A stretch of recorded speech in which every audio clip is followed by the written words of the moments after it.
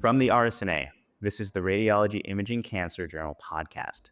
My name is Brandon Fields, and I'm joined by Dr. Holter-Chakrabarty to discuss her new study investigating a novel PET marker and blood-based biomarkers for identifying gastrointestinal graft-versus-host disease after allogeneic stem cell transplantation.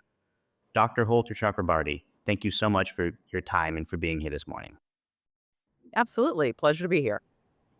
So just to start, can you give us a background or an overview of exactly what an allogeneic stem cell transplant entails? Absolutely. So, usually for individuals that have acute leukemia, their bone marrow that supplies all the white cells, red cells, and platelets that they need in order to have oxygen in their system, fight off infection, and clot is diseased. And we have to replace that with somebody else's bone marrow, but we also have to replace the immune system at the same time. So normally what will happen is someone will get a high dose of chemotherapy and radiation or radiation that will kill off all their bone marrow. And then we will end up infusing in a donor cells. And then we have to wait about 3 to 4 weeks for those cells to grow up. During that period of time, we have to protect them from the environment.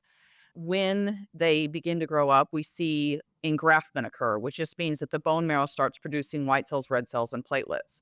But as I said before, it's not just that the bone marrow starts working, it's also that the immune system works. The immune system's job is to identify viral problems or bacterial problems and say that they are non-self and attack them. Well, in this case, we are putting in new donor cells and they can identify parts of the body as non-self and try to attack them, thinking that they're a virus or a bacteria. And that's what gastrointestinal graft-versus-host disease is. It's basically that the new immune system is recognizing pieces of the recipient as non-self and attacking it. Obviously, we can't have that occur, and we have to provide significant immunosuppression to stop it from happening.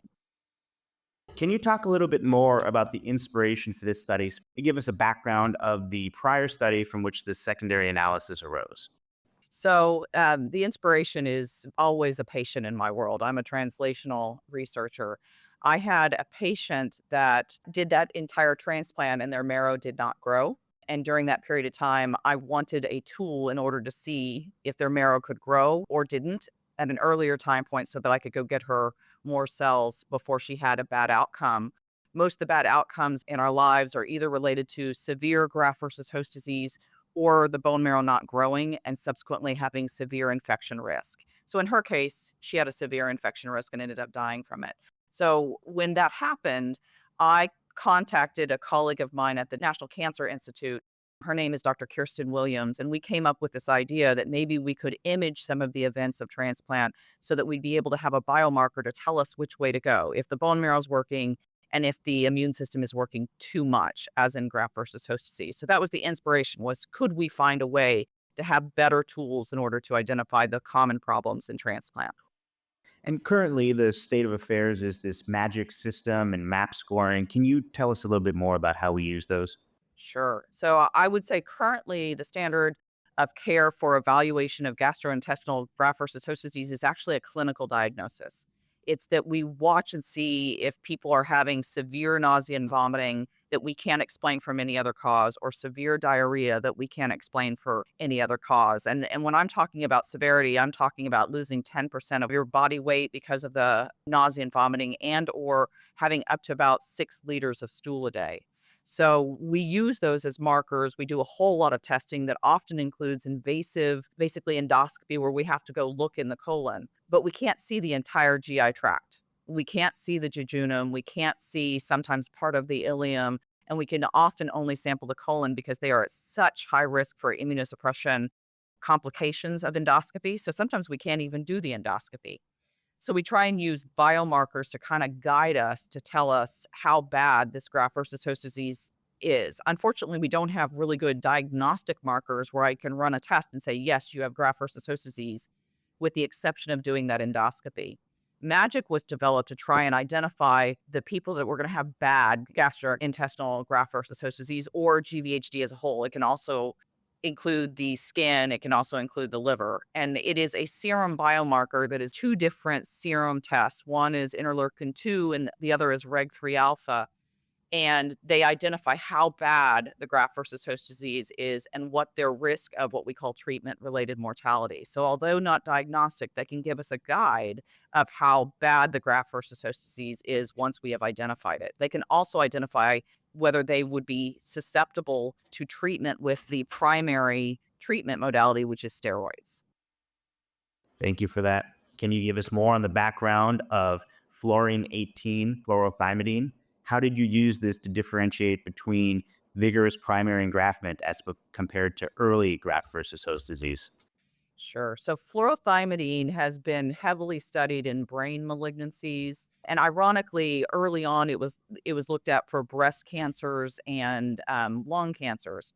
When they did those early studies, it was similar to what we usually correlate with a PET scan that uses glucose. So if cells are rapidly proliferating, they need a lot of glucose to grow. So that's fluorodeoxy glucose. Fluorodeoxythymidine was trying to get beyond the inflammation cells that pick up glucose and get to those that are actually rapidly dividing. So fluorothymidine was used to try and identify hematopoietic cells and any cancer cells as well as lymphocytes that are actively dividing. So it's a lot more specific. It's a lot more directed to identifying these cells. In lung cancer and breast cancer, they kept talking about how the bones were occluding their view of seeing the lung cancer and the breast cancer because they were so bright. And when I saw that, I said, "Oh my goodness, that's my organ. Bone marrow is my organ, and that's my way of getting into being able to see a good biomarker." So we incorporated it into bone marrow transplant. In a Lancet article that was published, I believe in 2017, we identified that the bone marrow could be identified early at some clinical state where we could see that the bone marrow was growing when in the bloodstream we couldn't identify that the bone marrow was growing. That was that first question I had. Can I identify bone marrow that isn't working and therefore go in and get additional cells? The lady that had that particular problem had received a cord blood, and cord blood and haploidentical transplants are the population that have the highest risks of non-engraftment. So that's where I started. But then we went back and did a secondary analysis of the study that we did at the NCI of patients that had transplants. And we classically would always get an image done at day 28 after the transplant when the bone marrow had come back. And we began to see uptake within the GI tract. And when we secondarily looked at that uptake, we found that an area that we cannot biopsy was an area that was most proliferative as far as lymphocytes coming into that area, or we have presumed lymphocytes coming into that area causing an attack. And so we were able to identify that the jejunum was the most specific for GI graft versus host disease.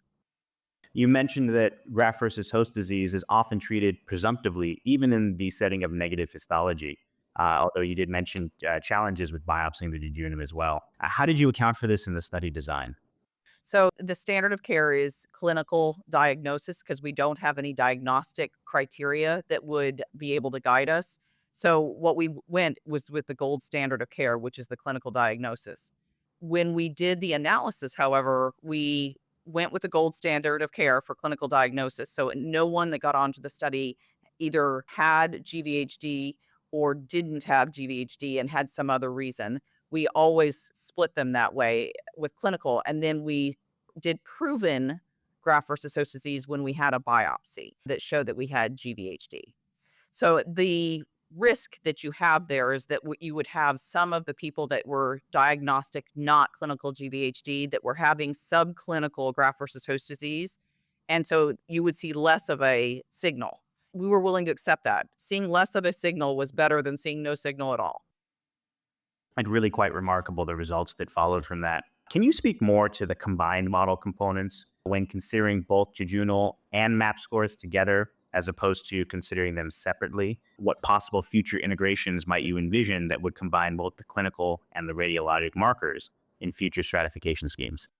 So I want to make sure that I make this clear. The MAP has never been a diagnostic criteria for graft versus host disease. So when we integrated the MAP, we were integrating it for the bad actors, knowing that we would possibly miss those that had low risk graft versus host disease because it had never been identified as a diagnostic marker. So although they both said the same thing. This would be one of the first times that MAP could correlate with diagnostic graft versus host disease.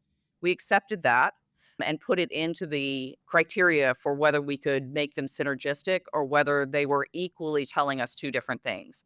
And what we found is, again, because jejunum is significantly involved, at least from what we see in our imaging, there may be additional serum biomarkers that are more specific for jejunum that we should evaluate. Whereas reg3 alpha and IL-2 may be more significant for colon. And we have not figured that out yet. So in our new study that I have written for with Dr. McNally to evaluate graft versus host disease, we are going to look at additional markers in addition to the MAP scoring to try and see if we can better tune our biomarkers for graft versus host disease. You touched on it already. Future studies that you anticipate will arise from this work. Are there any other future directions that you'd like to share with us? Anything new on the horizon that's coming out? Well, I think that FLT has shown that we can identify a lot of transplant related events. We are going to be looking at the ability of this to better hone in on bone marrow failure in all its shapes and forms. And I currently have an R01 grant looking at that. We're going to look at it in graft versus host disease and adding additional modalities such as MSOT, which is multispectral optical acoustic tomography. So I can see the tissue a little bit more specifically. I get a systemic view with FLT. Maybe I need to have a close tissue view with MSOT. And then my hope is that we're going to use FLT to further differentiate some of the complications that we see with haploidentical and cord blood transplant. Again, getting to that primary goal that I had, which is can I actually go in and get cells early when the marrow is not working? And that's part of my new R01 study. Thank you. This is really, truly fascinating work. Any other information you'd like to share about the study? Anything for our readers and our viewership that would be helpful? Well, I think that one of the things that I love most about the research I do is that I'm stepping into a world of which I don't know, and I'm getting expertise from people around me that have it. So I'm not a radiologist. I'm a bone marrow transplant. I just had a problem. And I was lucky enough to get to work at the NCI with Dr. Choike and Dr. Williams and Dr. Gress, who took on my idea and helped me realize it with FLT. I think that for our researchers out there, there is no better way to step into clinical medicine than to constantly be questioning it and making sure that you're asking the question of, can we do better every day? And I think that this is one of those steps that we're making.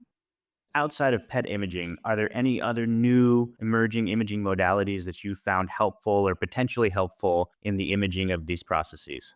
So that's that multispectral optical acoustic tomography, which I'm going to shorten for MSOT because it's a mouthful for me. We know we can look at colitis. We know we can look at graft versus host disease because I have an R21 where we've been able to do that. But I think that that will be another tissue-borne way for us to get even more precise.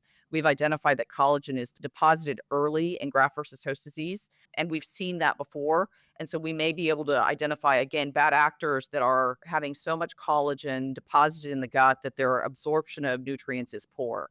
And I think that is going to identify even more specifically the problems that we are having with graft versus host disease.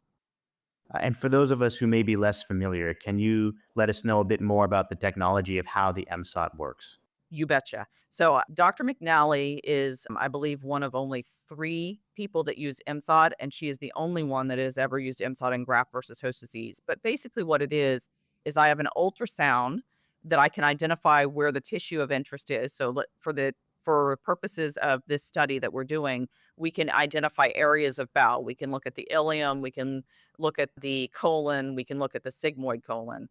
And then once we get the area with the ultrasound and have identified it, we can then use the laser on the MSOT and we can put the laser on and it bounces against the tissue and sends us back information that can tell me whether collagen is deposited, whether you have oxygenated blood flow to that tissue or whether you have deoxygenated blood flow in that tissue.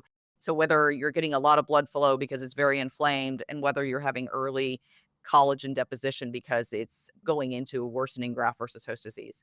That gets us direct visualization of what's going on in the gut without having to be invasive. And remember, I told you that MSOT and endoscopy are two very different things. MSOT is non-invasive, endoscopy is, so the risk is very low. It's just skin temperature. So it's a mechanism of, I'm not going to say we're always going to be able to replace, but maybe minimizing the need for endoscopy. Really just inspiring work.